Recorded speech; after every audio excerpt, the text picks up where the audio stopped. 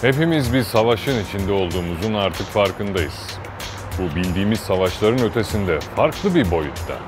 Fakat farkındalığımız sadece bir savaşta olduğumuz kısmında kalıyor ya da eski savaşlarla aklımızda eşleştiriyoruz. Yanlış yapıyoruz. Nasıl bir savaş içinde olduğumuzu ve ülke olarak bu savaşın içinde ne kadar geride olduğumuzu gelin bizden dinleyin.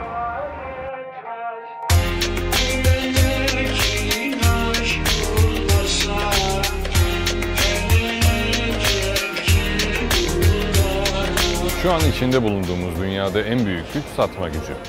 Tabii satarken de artık farklı taktikler, soyut kavramlar devreye girdi. Satışın en önemli enstrümanı olan reklamcılık teorilerinin artık çürüdüğünü ya da reklamcılığın evrim geçirdiğini görmemiz gerekir. Nedir bu evrim? Bizim yakınından bile geçemediğimiz bir bilim. Markalaşma. Niye yanından bile geçemiyoruz?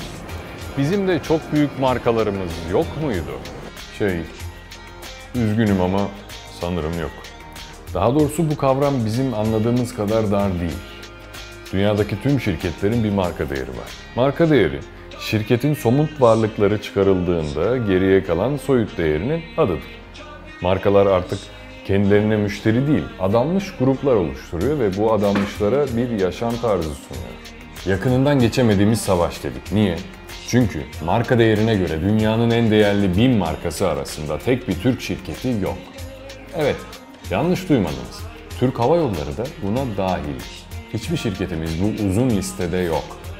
Ama bizden daha geri olduğunu düşündüğümüz ülkelerin bile bu listede markaları var. Polonya'nın, Brezilya'nın, Meksika'nın. Hemen Brand Finance verilerine göre Türkiye'nin en değerli markaları listesine bir göz atalım. İlk sırada Türk Hava Yolları'nı görüyoruz. Değeri 1,735 milyar dolar. 2 Ziraat Bankası, 3 Garanti Bankası, 4'te Türk Telekom, 5 Turkcell, 6'da İş Bankası'nı görüyoruz, 7 Akbank, 8 Arçelik ilginçtir, 9 Yapı Kredi, 10'da Ford Otosan ki bu daha ironik, değeri yaklaşık 500 milyon dolar. Hani Nusret, LC-Waikiki, Beko, dünya markası Beko, beğenmediğimiz şu listede bile yoklar. Şimdi dünya listesine geliyorum. İlk sırada Amazon var. 187 milyar dolar. 2 Apple. 153 milyar dolar. 3 Google. 142 milyar dolar. 4 Microsoft. 119. 5 Samsung 91. 6 AT&T. 7 Facebook falan filan. 100 kat gerideyiz. Peki neye göre ölçülüyor? Nasıl hesaplanıyor bu marka değeri? Öncelikle temel alınan maddeler var. İtibar, inovasyon, güven, duygusal bağ, tavsiye, kalite. Kalitede en sonda dikkat ettiyseniz. Daha sonra da farkındalık, aşinalık, yakınlık, önemseme, tercih ve sadakat değerlerine göre ölçümleniyor.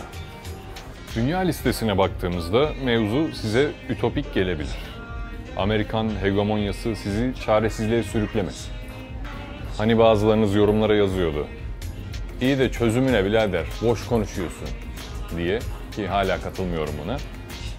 Biz dikkat çekmeye ve farkındalık oluşturmaya çalışıyoruz. Ancak burada net bir çözüm önerimiz var. Yapmamız gereken bize daha uygun olabilecek ülkeleri kendimize uyarlayarak örnek almak ve bu değerleri oluşturabilmek için odaklı olarak çalışmak. Birkaç örnekle inceleyelim. İlk örneğim Danimarka. İlk 5 markadan 3'ünü hemen bileceksiniz. Lego, Merx, şu konteynerların üzerinden hemen hatırlayın. Arla, Danske Bank, doğru mu okudum bilmiyorum. 5 Pandora, hani şu mücevher takı firması. Otomobil yok. Ben mi göremiyorum? İsveç'e de bakalım mı? İlk sırada IKEA var. 2 H&M, 3 Volvo. 9. sırada Ericsson var. Yaşı bana yakın olanlar iyi bilir. Ama şimdi herkes Ericsson'u öldü zannediyor. Halbuki sadece telefon üretmiyor. Erken bir teşhisle şirketin yönünü değiştirdiler. Otomobil demiştik. O dayanıklılığıyla meşhur Volvo markası bakın 3. sırada. Demek ki gelişmiş devlet olmak için illa otomobil üretilmesi gerekmiyormuş. İki ülkenin de ilk sırasındaki markaları incelediğimizde ortak bir değer görüyoruz. Nedir o? Tasarım. Uyduruk malzemeyle yaptıkları o basit ama akıllıca tasarımların nasıl bir değer ürettiğini görebildik mi? Ya da bir lojistik firmasının nasıl markalaşabileceğini anlayabildik mi? Bizim ilk konumuzda neredeyse global diyebileceğimiz markamız yok ya. Banka ve GSM operatörü istilası var. Yerelliğimiz resmen gözler önünde. Oysa LC Vakiki gibi bir değerli markamız var. Turistlerin geldiğinde mağazalarını talan ettikleri, Baykar gibi uçan araçlar üretmeye başlayan, tasarımı ve mühendisliği bize ait bir markamız var. Bunun gibi sayabileceğimiz pek çok potansiyel değerimiz varken neden hala bekliyoruz? Yukarıda saydığım dünya markalarının ekonomisi bizim ülkemizden büyük. Bakın Facebook'a 1 milyar müşterisi var. Bulundukları ülkelerin değerini oluşturan da işte bu markalar. Ekonomimiz bu savaşta yer edinmeye çalışmadığımız için kırılgan.